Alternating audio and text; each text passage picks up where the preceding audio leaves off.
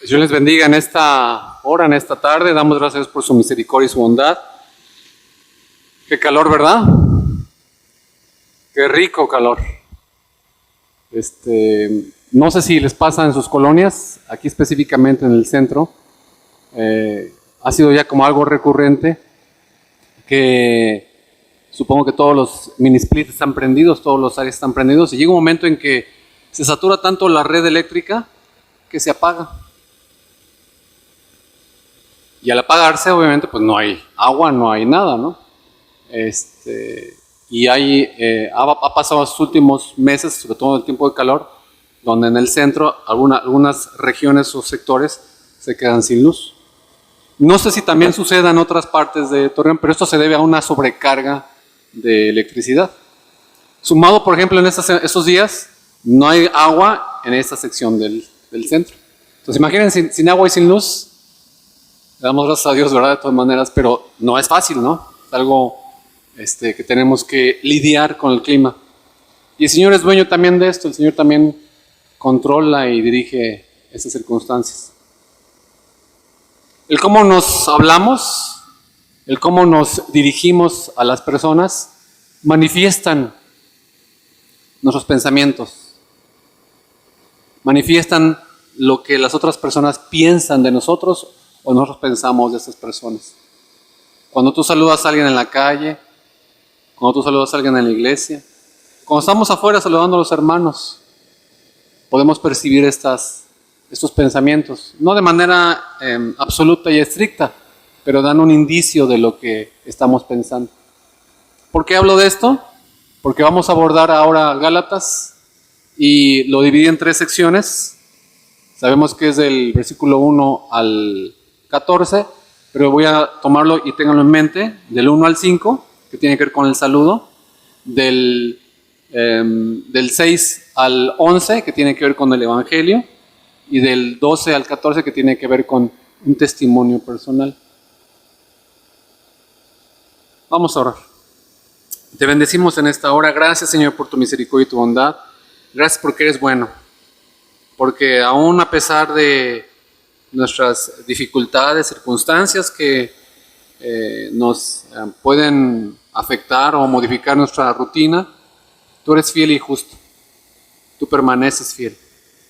A veces la gente se jacta al decir que han vencido al desierto, pero no es así.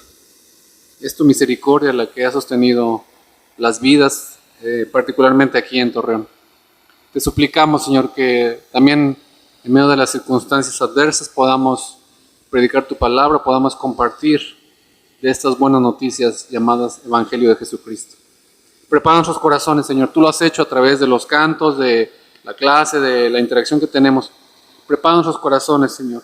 Rompe este duro suelo para que sea tu palabra la que entre al corazón y divida, parta, separe todos los pensamientos, para que dé fruto a 100 por 1.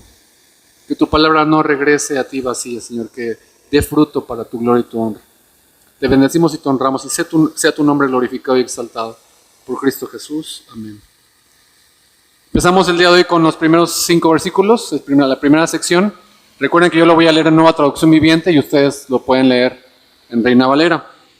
Dice el versículo 1 en Nueva Traducción Viviente: les escribo yo, el apóstol Pablo. No fui nombrado apóstol por ningún grupo de personas, ni por ninguna autoridad humana, sino por Jesucristo mismo y por Dios Padre, que levantó a Jesús de los muertos. Versículo 2. Todos los hermanos de este lugar se unen a mí para enviar esta carta por escrito a las iglesias de Galacia. 3. Que Dios Padre y nuestro Señor Jesucristo les concedan gracia y paz. 4. Tal como Dios nuestro Padre lo planeó, Jesús entregó su vida por nuestros pecados para rescatarnos de este mundo de maldad en el que vivimos. 5. A Dios sea toda la gloria por siempre y para siempre. Amén. Si ustedes pueden percibir esos 5 primeros versículos, está dando un saludo, está dando una introducción. Y en los días de Pablo, un saludo típico de una carta tenía 3 elementos: el nombre del autor, el nombre o los nombres del destinatario, y al final cerraba con saludos, la palabra saludos. En Santiago, por ejemplo, encontramos un saludo muy corto que sigue este patrón. Obviamente Santiago, siervo de Dios y del Señor Jesucristo, a las 12 tribus que están en la dispersión, saludos. Y a veces hay una amplificación de uno o más de estos elementos: el autor, los destinatarios y el saludo. Y Pablo utilizó este formato en todas sus cartas, pero lo modificó de acuerdo a las necesidades de las iglesias y también de acuerdo a su relación con ellas. Por ejemplo, las iglesias en Filipos y en Tesalónica, con las cuales él disfrutó una excelente relación. Él ni siquiera tuvo que identificarse como apóstol, sino solo como siervo. En esta carta de Gálatas, Pablo extendió considerablemente el primero y el tercer elemento. En el primer elemento, donde se identificó a sí mismo, no solamente se llamó apóstol, sino también se lanzó en una defensa muy fuerte de su propio apostolado. Y vaya empezando por qué lo hizo así, por qué fue necesario que él defendiera, ampliara, extendiera esta identificación como apóstol. Insistiendo que su apostolado le llegó directamente de Jesucristo y de Dios Padre.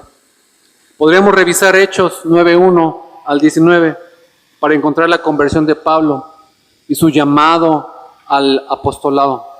Búsquenlo en su casa, ahorita no habrá tiempo para hacerlo, pero es cómo Pablo tiene un encuentro con Cristo. Y aunque no se menciona aquí que es apóstol, se define claramente lo que es su ministerio, que es llevar el nombre de Cristo a las naciones, a los reyes y al pueblo de Israel. Es decir, iba a ser un enviado, y es la definición de un apóstol, un enviado, como vamos a ver en Gálatas. Algunos estaban cuestionando la autoridad apostólica de Pablo, y por lo tanto, él se vio con la necesidad de defender su apostolado desde el principio. Y aunque él no nombró a nadie más como coautor con él, él incluyó a todos los creyentes locales, enfatizando 2 cosas, hermanos y hermanas: que su apostolado era legítimo, directamente de Dios Padre y de Jesucristo. Y el segundo punto, también enfatizando que su mensaje no era nada idiosincrático, sino que era reconocido por todos los cristianos. ¿Qué es un mensaje idiosincrático? Siempre hablo de mí, de mis experiencias. No, es que yo vengo de la Ciudad de México, no, es que yo soy así.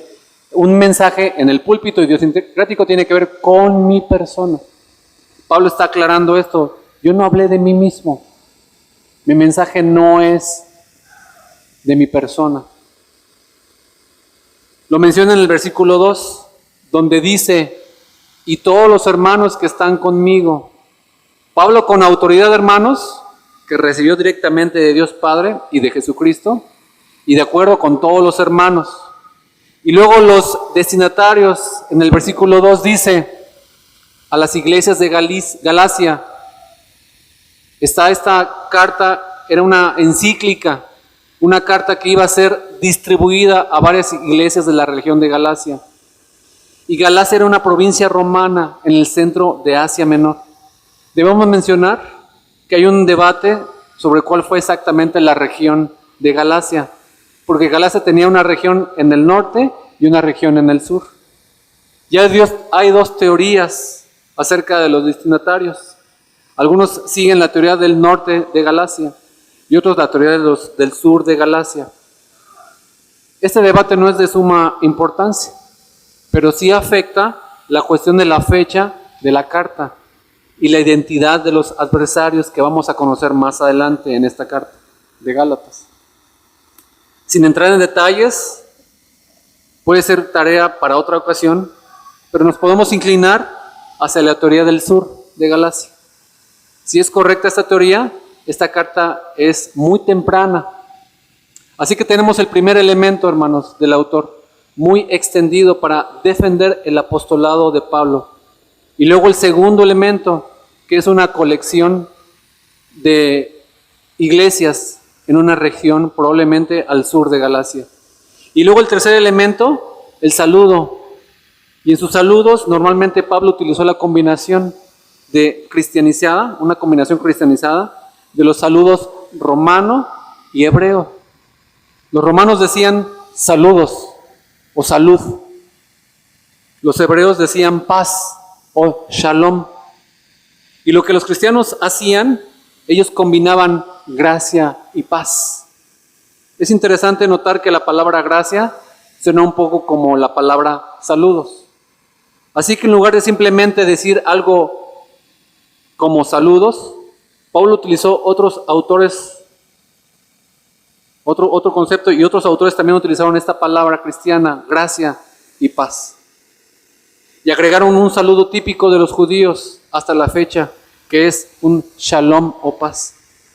Al incluir gracia y paz, Pablo abarcó tanto el Nuevo Testamento como el Antiguo Testamento. Porque en el Nuevo Testamento podríamos identificar el tema como la gracia de Dios. Y en el Antiguo Testamento podríamos identificar la bendición de Dios como el shalom, el bienestar, la paz.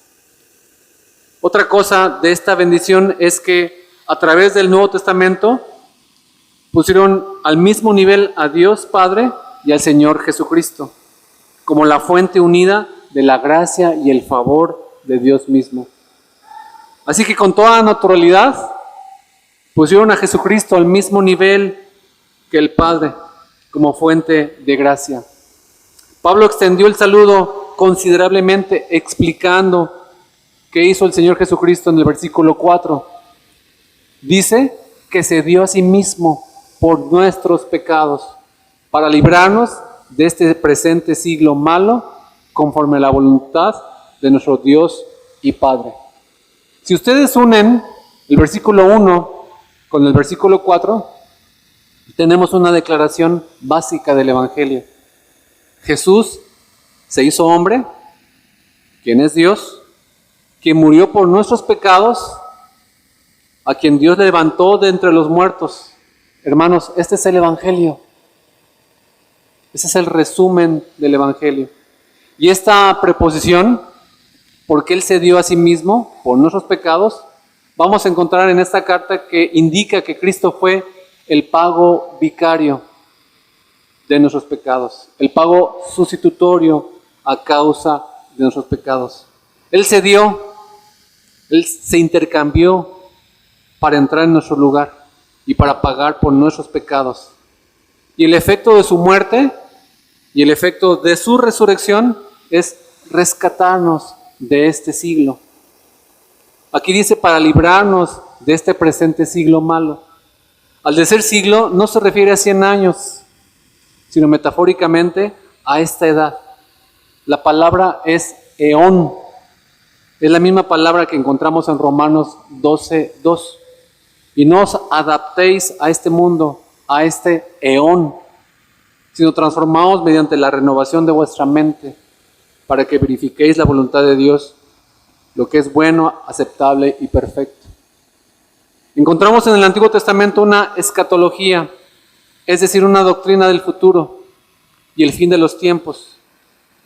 Hay esta edad y luego la edad venidera, y cuando el Mesías llega, esa edad se acaba y la edad venidera empieza. Pero cuando llegamos al Nuevo Testamento encontramos algo un poco más complicado. Encontramos un traslape, una unión, un traslape entre estas dos edades. Con la misma venida del Señor Jesucristo se empieza a terminar la edad presente. Este siglo malo también empieza a terminar y se inaugura el siglo venidero, la edad venidera. Pero hay un traslape hasta que el Mesías llegue por segunda vez, cuando definitivamente esta edad mala termine por completo. Y solamente sigue la edad venidera. Regresando al saludo, encontramos que Pablo dice que lo que Jesucristo hizo fue conforme a la voluntad de nuestro Dios y Padre, y es para su gloria. Versículo 5. A quien sea la gloria por los siglos de los siglos. Amén. Y vamos a encontrar este énfasis en esta carta, que como no es una cuestión humana la salvación, más bien es una obra de Jesucristo, Dios Padre y del Espíritu Santo. Y como es una obra exclusiva de Él, la gloria es de Dios. No es tuya ni es mía, ni mucho menos de Pablo. Y en las otras cartas de Pablo, él incluyó un agradecimiento por la iglesia, una bendición inmediatamente después del saludo. Si ustedes recuerdan, él da gracias en otras cartas por las iglesias. En Gálatas no lo hace. Y solamente aquí en Gálatas está ausente este elemento. En lugar de este agradecimiento, él incluyó esta expresión de alabanza a Dios. La ausencia de este agradecimiento es muy curiosa, porque está en todas las demás cartas, como le he dicho anteriormente, y nos indica que algo está pasando en las iglesias de Galacia. ¿Qué evitó que Pablo diera gracias por la iglesia? En la siguiente sección vamos a abordar esta situación y a encontrar el grave problema que está amenazando el bienestar de las iglesias en Galacia. Vamos a leer ahora el versículo 6 al 10. Ustedes síganlo en la pantalla en sus Biblias y yo lo voy a leer en Nueva Traducción Viviente. Fíjense cómo se expresa. Dice Pablo: estoy horrorizado de que ustedes estén apartándose tan pronto de Dios, quien los llamó a sí mismo por medio de la amorosa misericordia de Cristo. Están siguiendo un evangelio diferente que aparenta ser la buena noticia. 7. Pero no lo es en absoluto. Están siendo engañados por los que a propósito distorsionan la verdad acerca de Cristo. Versículo 8. Si alguien, ya sea nosotros o incluso un ángel del cielo, les predica otra buena noticia diferente de la que nosotros les hemos predicado, que le caiga la maldición de Dios. Versículo 9. Repito lo que ya hemos dicho: si alguien predica otra buena noticia distinta de la que ustedes han recibido, que esa persona sea maldita. Versículo 10. Queda claro que no es mi intención ganarme el favor de la gente, sino el de Dios. Si mi objetivo fuera agradar a la gente, no sería siervo de Cristo. Esa es la razón por la cual Pablo no da gracias a Dios por la iglesia. Observamos que falta el agradecimiento por la iglesia. Y en lugar de este agradecimiento, Pablo expresa su asombro por el comportamiento de los Gálatas. Y esta expresión tan fuerte a principio de una carta es única en todas las cartas de Pablo. La causa de su asombro fue que las iglesias de Galacia estuvieron abandonando a Dios, abandonando el evangelio que recibieron y se voltearon hacia otro evangelio. Por eso es necesario, hermanos, constantemente estar congregándote. Por eso es necesario constantemente estar participando en los estudios de formación cristiana y entre semana. ¿Por qué? Porque tu naturaleza, tu corazón engañoso y perverso, y obviamente el mío, ¿qué va a procurar? Alejarse del Señor. No esperes estar cerca del Señor rascándote el ombligo, espiritualmente hablando, ¿verdad? No esperes estar cerca del Señor tirado en la hamaca de tu bienestar. Es que hace mucho calor, hoy no voy a la iglesia, mejor ni salgo. Pero si sales a tirar la basura, si sales a comprar comida. El Señor ha establecido medios de gracia para que sigamos, insistamos. En el momento en que tú crees que no necesitas a la iglesia, que no necesitas a los hermanos, que no necesitas la palabra de Dios o la oración, en ese momento tú estás abandonando el evangelio de Jesucristo. ¿Y cuál es la consecuencia? Sé maldito. Ay, Señor, ¿por qué no me bendices? ¿Por qué no me ayudas? ¿Por qué tendría Dios que ayudarte si tú estás abandonando esta salvación tan grande. Estás despreciándola en tu corazón. No es lo número uno en tu vida, no es el objetivo primario, es el último. ¿Por qué tendrá Dios que bendecirte y darte salud, bienestar, paz, gozo, paciencia, benignidad, mansedumbre, templanza? ¿Por qué tendrá Dios que bendecirte cuando tú no estás procurando y cuidando esta salvación tan grande? En el versículo 6, me maravillo de que tan pronto hayáis abandonado al que os llamó por la gracia de Cristo para seguir un evangelio diferente. Pero luego inmediatamente Pablo aclara que realmente no hay otro evangelio digno del nombre de Jesucristo. Versículo 7, que en realidad no es otro evangelio, solo que hay algunos que os perturban y quieren pervertir el evangelio de Cristo. ¿Qué evangelio te predicas a ti mismo? ¿Qué evangelio practicas en tu vida cotidiana?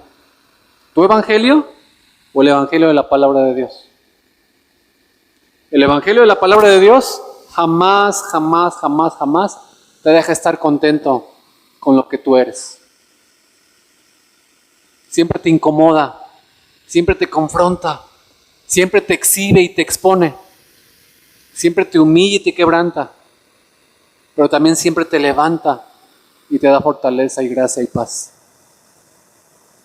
¿Qué evangelio te estás predicando? ¿Qué evangelio tienes en tu mente, en tu corazón? Hermanos, hermanas, qué difícil es quitarte las ideas que tienes. Es que así lo aprendí de niño. ¡Ay! Y es más fuerte tu sentimiento emocional que lo que dice la palabra de Dios. Y no hay excusa. Tus sentimientos cambian.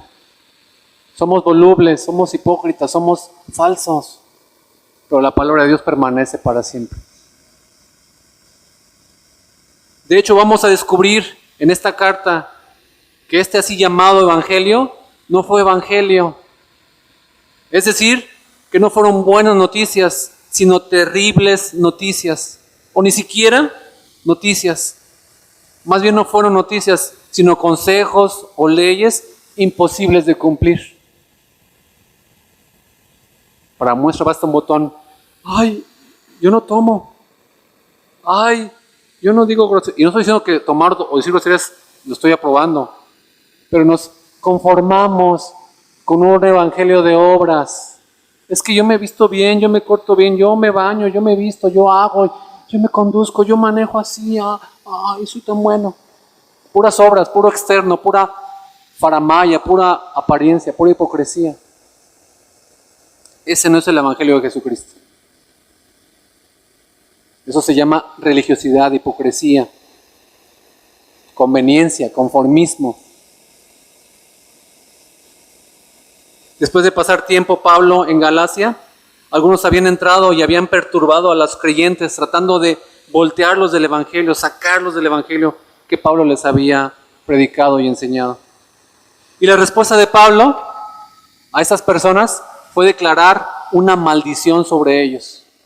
¿Qué te hace pensar a ti o a mí que yo no soy objeto de esa maldición?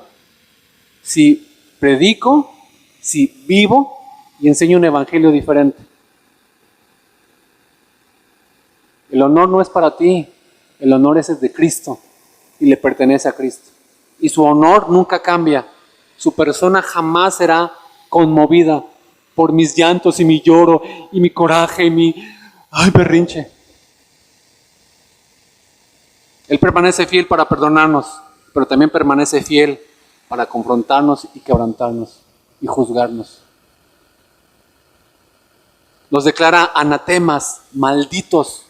Es una declaración de maldición eterna. Es eterna, no es temporal, es eterna. Y él enfatizó que el evangelio no derivó su autoridad del mensajero, sino de la fuente del mensajero. Es el evangelio de Cristo. Pablo ni siquiera se preocupó por él.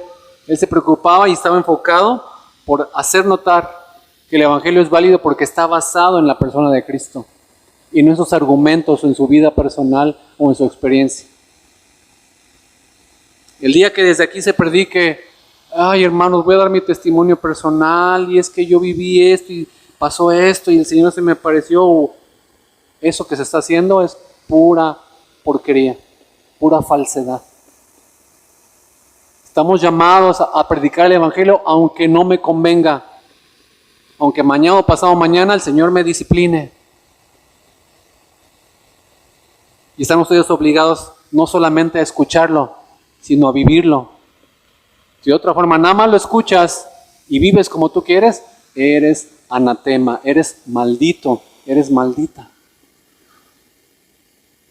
¿Te parece dura esta palabra? Sí.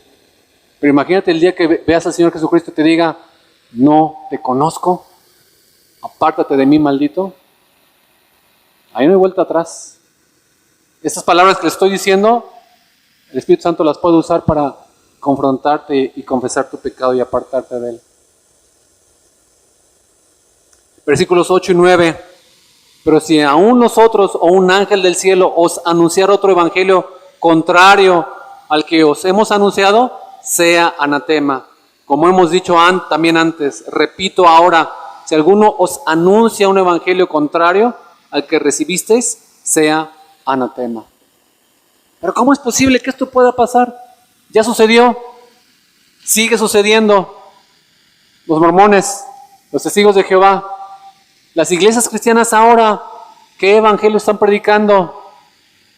Un evangelio light, un evangelio adulterado, un evangelio mezclado con feminismo, con nuevas masculinidades, con inclusión, etc, etc, etc, etc.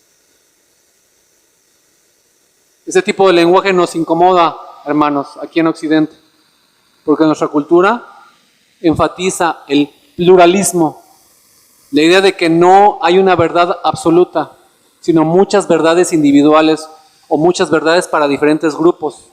Y la gente en nuestro medio está dispuesta a permitir que la fe cristiana sea verdadera para los cristianos nada más, pero no en un sentido universal. Para muestra basta un botón.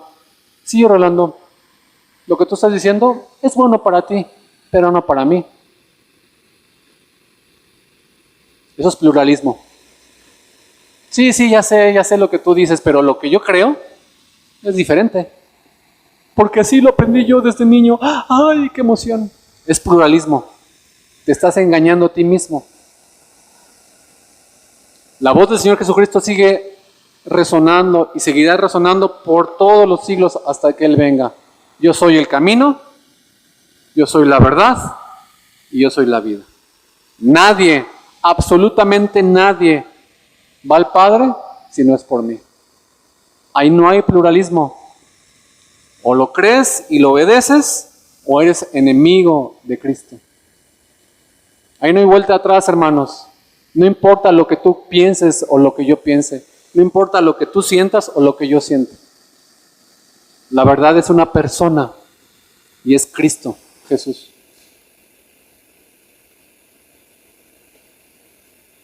En esta situación es fácil que los que somos cristianos negociemos o acomodemos nuestra fe a la manera de pensar de nuestro ambiente. Y ha sucedido. ¿Cuántos de ustedes hemos cambiado de opinión porque allá afuera nos están presionando? Porque las escuelas, porque la sociedad trae esta nueva moda. Bueno, pues está bien, para no entrar en conflicto. Bueno, que soy de Torreón y debería ser directo, mejor me quedo callado para no tener bronca. Sin embargo, tenemos que entender que el Evangelio originalmente entró en un mundo pluralista. Entró en un mundo lleno de diferentes aseveraciones acerca de la verdad. Y se expandió rápidamente en este mundo pluralista, proclamando una verdad absoluta, que es el Evangelio de Jesucristo.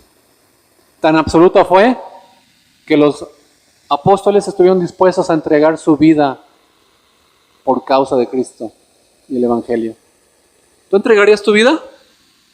No sé, déjame ver. Depende de las circunstancias. Si estás dudando, revisa tu Evangelio, revisa tu cristianismo. ¿Quién de ustedes no tiene calor ahorita? Ay, quisiera estar aquí en mi aire acondicionado 20 grados así, qué rico estaría yo, ¿qué estoy haciendo aquí? Y sin embargo sucede. Dices estar dispuesto a morir por Cristo, pero no estás dispuesto a entregarte en cuerpo y alma al servicio de su reino, a través de la iglesia, a través de la predicación, a través de las enseñanzas. Así que los cristianos no avanzaron negociando lo absoluto de la declaración del Evangelio. Por eso no avanzamos, hermanos, por eso no damos fruto, porque constantemente estamos negociando, razonando. Ay, es que esto es para mí más importante. Mis emociones por delante. El verdadero cristiano insiste en que la verdad es absoluta y es una persona. No solo para los que creen, sino también para todo el mundo, para los ateos, para los enemigos de Cristo. Hay una sola verdad. El versículo 10 es un versículo difícil de interpretar, porque aquí Pablo concluye defendiéndose con dos preguntas retóricas. La primera pregunta es un poco difícil de entender, la segunda no tanto, y la conclusión es muy clara. Él pregunta, ¿por qué busco ahora el favor de los hombres o el de Dios? ¿O me esfuerzo por agradar a los hombres? Lo difícil de la primera pregunta es que la palabra es persuadir. Así que la pregunta es, ¿busco persuadir a los hombres o a Dios? La segunda pregunta habla de agradar, ¿o me esfuerzo por agradar a los hombres? En otros lugares Pablo dijo que su meta era persuadir a los hombres, no a Dios. En 2 Corintios 5:11 y en 1 de Tesalonicenses 2:4-6 dijo que quería agradar a Dios, no a los hombres. Así que él quiso persuadir a los hombres y agradar a Dios. Así que si utilizamos la palabra persuadir en nuestra traducción, tenemos una respuesta, porque busco persuadir a los hombres o a Dios. Y la respuesta es, por supuesto, a los hombres, no a Dios. Y luego la segunda pregunta es, ¿o me esfuerzo por agradar a los hombres? Y la respuesta es no. Tú quieres esforzarte por agradar a Dios. Hermanos, es cuestión de estar practicando. No es fácil, no se da a flor de piel. ¿Cuántos esposos, cuántas esposas, cuántos hijos, cuántos hermanos, cuántos ciudadanos? Constantemente estamos en esta disyuntiva. Híjole, es que si le digo que no se va a enojar. Es que si hago algo diferente, me van a criticar. Y si en las cosas sencillas fallamos, concedemos, ¿cuánto más en el Evangelio, verdad? Muchas veces no predicamos el Evangelio porque estamos llenos de muchas concesiones a lo largo de nuestra vida diaria. Ay, no, es que ¿qué le voy a decir si le predico el Evangelio? ¿Qué le voy a compartir? Claro, si todo el tiempo estás concediendo, todo el tiempo estás entregando parte de tu vida, de tu alma, territorio a lo que no es Cristo, ¿por qué tendrías que predicar el Evangelio? ¿Para qué te metes en dificultades? En nuestra traducción, las preguntas son básicamente la misma. ¿Busco ahora el favor de los hombres o el de Dios? Y la respuesta es, pues busco el favor de Dios o me esfuerzo por agradar a los hombres. No, hermanos, tú te esfuerzas por agradar a Dios. Y eso tiene que ser un ejercicio constante. Si no lo intentas, si no lo inicias, si no lo practicas, jamás podrás desarrollar el carácter cristiano que se requiere de ti. Estamos llamados a estar practicando. Inicia con tu familia. Inicia con tus seres queridos. Vamos a la iglesia. Ay, no. No tienes excusa. ¿Estás en mi casa? Vamos a la iglesia. Vamos a leer la Biblia. Ay, no, qué aburrido. No. Aquí sí aplica mi casa. Yo en mi casa buscaremos al Señor. Que te desprecien y que se enojen contigo porque estás buscando al Señor con todo tu corazón. No que te desprecien por, ay, mira, es balín, es un balín cristiano. Dice que busca, pero no, en la mera hora de la verdad, mira, lo tengo aquí comiendo de mi mano. Ya sea papá, mamá, hermanos. Ay, mira aquí, ya sé cómo convencerla. Es bien fácil. No tiene ninguna convicción. Te esfuerzas por agradar a Dios. Y eso debe ser un ejercicio espiritual, físico, mental, emocional. Así que la traducción de la primera pregunta es un poco difícil. Sin embargo, la idea no es difícil de entender, porque la última línea es muy clara. Pablo afirmó: si yo todavía estuviera tratando de agradar a los hombres, no sería siervo de Cristo. Si tú todavía estás tratando de agradar a los hombres, a las personas que tienes cerca, no somos siervos de Cristo. Seguimos siendo siervos del pecado. Seguimos engañándonos a nosotros mismos. Estamos llamados, hermanos, o Cristo o nada. No pierdas el tiempo. Ya llevas muchos años así. No desperdicies el tiempo. Entrégate a tus pasiones y deseos, o entrégate a Cristo y muere a ti mismo.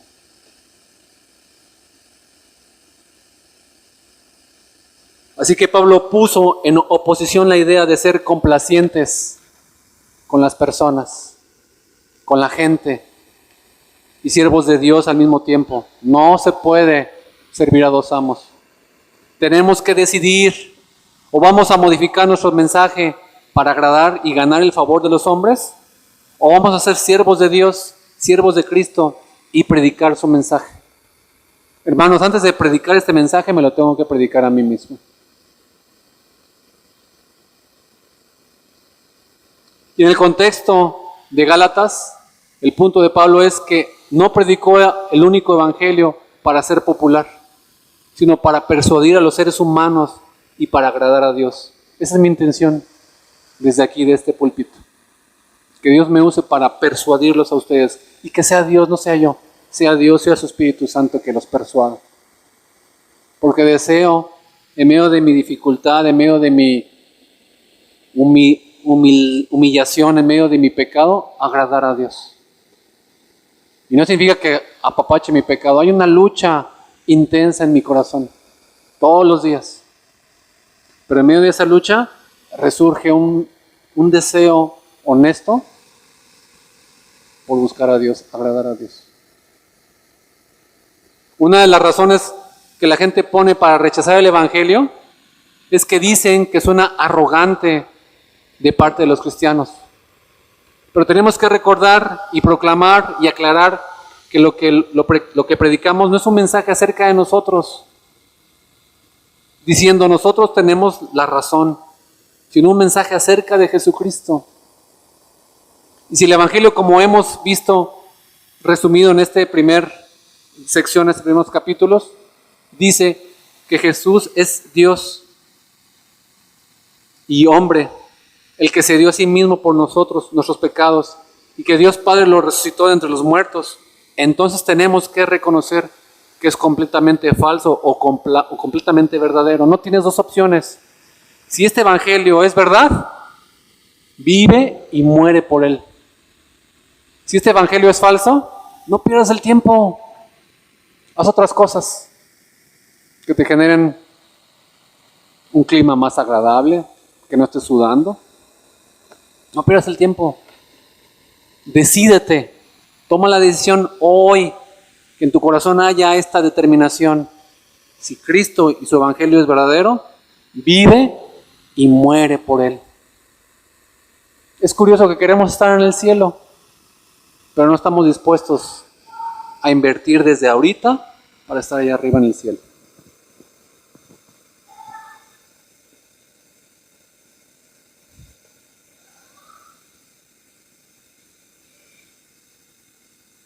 Pero no puede ser verdadero y al mismo tiempo falso. No puede ser falso y al mismo tiempo verdadero. Hasta ahora en este primer capítulo, en estas primeras secciones, tenemos dos razones fuertes por creer en el evangelio. Uno, porque son buenas noticias, no simplemente buenos consejos o buena forma de vivir. Hay muchos muy buenos consejos en el mundo, pero el Evangelio llega como la buena noticia acerca de Cristo. Se distingue de los otros mensajes filosóficos, políticos, religiosos. Y la otra razón es la evidencia en la vida de la gente. Nos rescata de este presente siglo malo, de esta presente edad mala. Y este cambio en los creyentes es uno de los más fuertes argumentos acerca de la verdad del Evangelio. Y en la última sección vamos a ver esta parte y con esto concluyo. ¿Es tu vida el reflejo del Evangelio? No es pregunta, es una aseveración. Si tú conoces a Cristo y estás caminando con Cristo, tu vida va a dar esta evidencia. Aunque te calles la boca, tus acciones hablarán de ese conocimiento de Cristo o de ese rechazo de Cristo. Última parte, Gálatas 11 al 14. Una de las cosas que aprendemos a hacer cuando nos convertimos a Cristo, hermanos, es dar nuestro testimonio personal. Y es parte de ser testigo, de ser mensajero. ¿Qué hace un testigo? Dar un testimonio. Un formato de dar testimonio personal es muy sencillo. Mi vida anterior, cómo conocí a Cristo, y mi vida ahora como cristiano. Puede variar. En el texto de Gálatas que estamos considerando, encontramos algo de este formato. Aunque vamos a ver solamente la primera parte en esta ocasión, la primera parte del testimonio de Pablo es su vida antes de ser cristiano. Y lo encontramos en Gálatas del 11 al 14. Lo voy a leer también en Nueva Traducción Viviente y ustedes lo siguen en Reina Valera. Versículo 11. Amados hermanos, quiero que entiendan que el mensaje del Evangelio que predico no se basa en un simple razonamiento humano. Versículo 12. No recibí mi mensaje de ninguna fuente humana, ni nadie me lo enseñó. En cambio, lo recibí por revelación directa de Jesucristo. Versículo 13. Ustedes saben cómo me comportaba cuando pertenecía a la religión judía y cómo perseguí con violencia a la iglesia de Dios. Hice todo lo posible por destruirla. Versículo 14. Yo superaba ampliamente a mis compatriotas judíos en mi celo por las tradiciones de mis antepasados.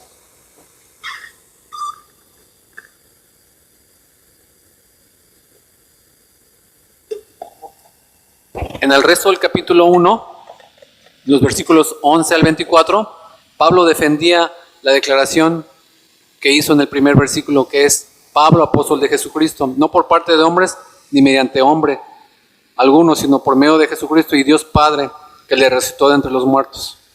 En esta declaración de su apostolado, que recibió directamente de Jesucristo, de Dios, es el enfoque de esta historia, de este testimonio personal. Porque en el 11 dice, pues quiero que sepáis, hermanos, que el evangelio que fue anunciado por mí no es según el hombre.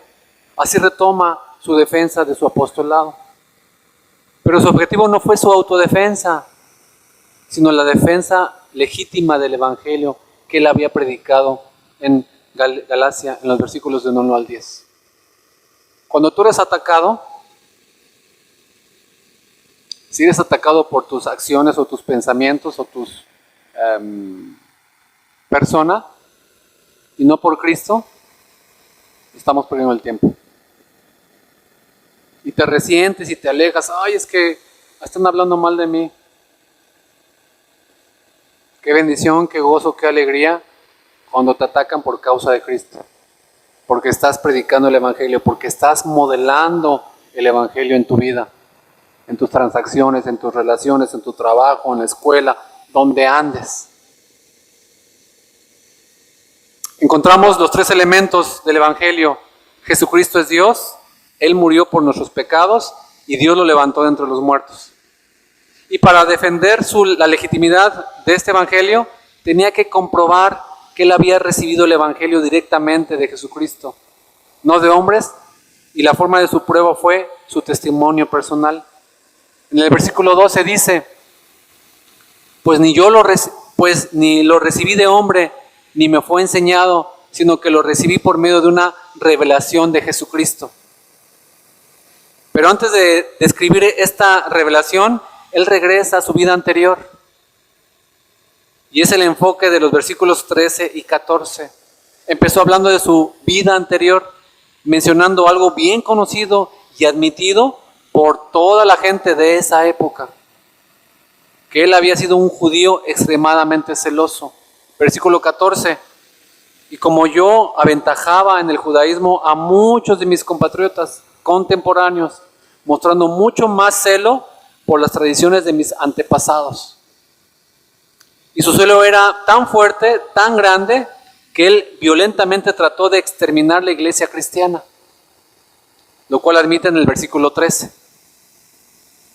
Porque vosotros habéis oído acerca de mi antigua manera de vivir en el judaísmo, de cuán desmedidamente perseguía yo a la iglesia de Dios y trataba de destruirla. Es notorio cuántas veces Pablo menciona este aspecto de su vida anterior. Y fue su vergüenza mayor. Y es sorprendente. Porque ¿qué hacemos normalmente con las cosas vergonzosas de nuestras vidas? Hermanos y hermanas, ¿qué hacemos con los aspectos vergonzosos de nuestras vidas? Es pregunta. Lo ocultamos. Lo pasamos por alto. Queremos evitar mencionarlas. Pero Pablo habla varias veces de esto. Él menciona que él fue un perseguidor de la iglesia, lo cual le daba mucha vergüenza después. Pero no omitió mencionarlo, porque era parte importante de su testimonio. Y vamos a revisar cuántas veces él mencionó su carrera como perseguidor de la iglesia. Hechos, no lo sigan, nada más ténganlo en cuenta. Hechos capítulo 22. Versículos 4 y 5. Y perseguí este camino hasta la muerte, encadenando y echando en cárceles tanto hombres como mujeres, de lo cual pueden testificar el sumo sacerdote y todo el concilio de los ancianos. También de ellos recibí cartas para los hermanos. Y me puse en marcha para Damasco con el fin de traer presos a Jerusalén, también a los que estaban allá, para que fueran castigados. Otra vez en 1 Corintios 15, versículo 9. Porque yo soy el más insignificante de los apóstoles, que no soy digno de ser llamado apóstol, porque perseguí la iglesia de Dios. Filipenses 3, 4 al 6. Yo mismo podría confiar también en la carne si algún otro cree tener motivo para confiar en la carne. Yo mucho más circuncidado el 8º día del linaje de Israel, de la tribu de Benjamín, hebreo de hebreos, en cuanto a la ley fariseo, en cuanto al celo, perseguidor de la iglesia, en cuanto a la justicia de la ley, hallado irreprensible. Y luego por última vez en Timoteo, 1 Timoteo 1:13, donde dice, aún así habiendo sido yo antes blasfemo, perseguidor y agresor. ¿Por qué mencionó tantas veces su vida anterior, hermanos? No es una cuestión de exhibirse, no se jactaba de lo malo que era, tampoco estaba tratando de ser sensacionalista.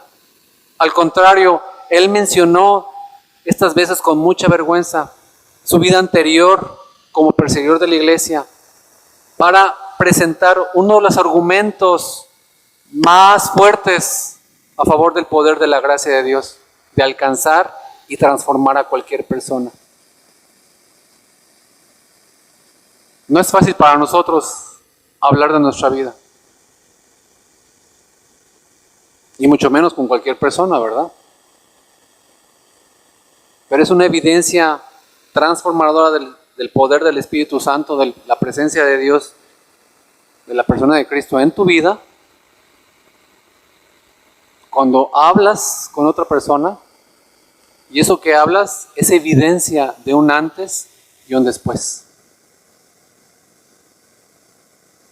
Cuando tú no hablas de ese antes y después, estás encubriendo tu pecado. Estás maquillando tu pecado. Estás ocultando tu pecado. Y por eso no avanzas en la vida cristiana. Por eso no hay maduración, no hay consistencia. Viene una enfermedad, viene la muerte de alguien, un accidente. ¿Y qué sucede? ¡Ay! Y te acercas a Dios. se te baja esa emoción, esa preocupación, ese impacto, pasan las semanas, meses o años, ya regreso a hacer lo que antes era. ¿Por qué? Porque no hay un antes y un después verdadero. Hay religiosidad, hay costumbre, hay un hábito. Porque sigues encubriendo tu pecado. Voy a leer 1 Timoteo 1 al 16 para escuchar todo el argumento. Y dice así: doy gracias a Cristo Jesús, nuestro Señor, que me ha fortalecido porque me tuvo por fiel, poniéndome en el ministerio, aún habiendo sido yo antes blasfemo y perseguidor y agresor. Sin embargo, se me mostró misericordia, porque lo hice por ignorancia en mi incredulidad. Pero la gracia de nuestro Señor fue más que abundante con la fe y el amor que se hallan en Cristo Jesús. Palabra fiel y digna de ser aceptada por todos. Cristo Jesús vino al mundo para salvar a los pecadores, entre los cuales yo soy el primero. Sin embargo, por esto hallé misericordia, para que en mí, como el primero, Jesucristo demostrara toda su paciencia como un ejemplo para los que habrían de creer en Él para vida eterna.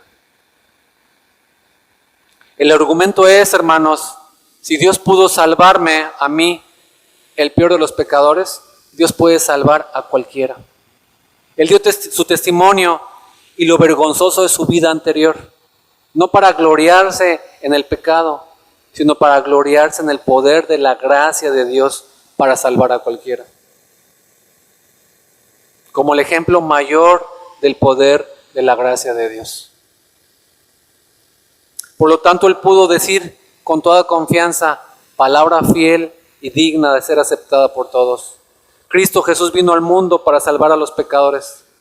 Si Cristo pudo salvar a Pablo, Cristo te puede salvar a ti. Cristo me puede salvar a mí. Por tanto, hay que aceptar, hay que venir a esta palabra digna de ser recibida. Cristo vino al mundo para salvar a los pecadores.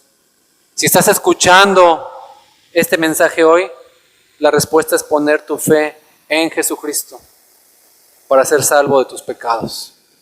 No importa que tengas 50 años de cristiano, que te llames a ti mismo cristiano.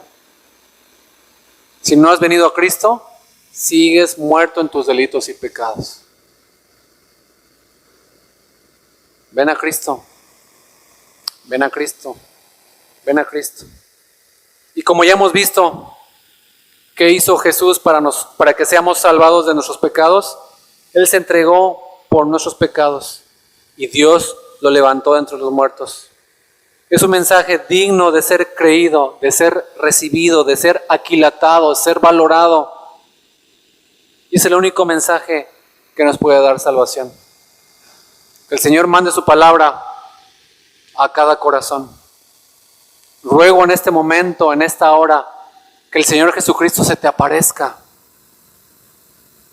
con esos ojos de fuego y tú caigas a sus pies temblando y extienda su mano y su misericordia y te diga: te he perdonado.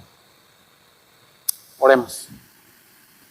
Te bendecimos, Señor, te damos muchas gracias por tu palabra que nos exhorta, nos confronta, nos exhibe y nos deja ver nuestros pensamientos más profundos. Te suplico y te ruego, Señor, que envíes tu palabra como tú siempre lo haces y esa palabra transforme, trastorne, separe, divida nuestros pensamientos y exhiba nuestro pecado. Perdónanos, Señor, porque muchas veces damos por sentado tu salvación, despreciando el Evangelio, distorsionando el Evangelio en nuestras mentes y corazones. Te suplico que implantes tu palabra en nosotros, que tu Espíritu Santo nos convenza, nos redarguya de juicio, de pecado, de maldad. Que tu nombre sea glorificado y exaltado, Señor, y gracias por tu palabra. En tus manos encomendamos este tiempo para que tu nombre siga siendo glorificado en nuestras vidas, Padre, por Cristo Jesús. Amén. Que el Señor les bendiga.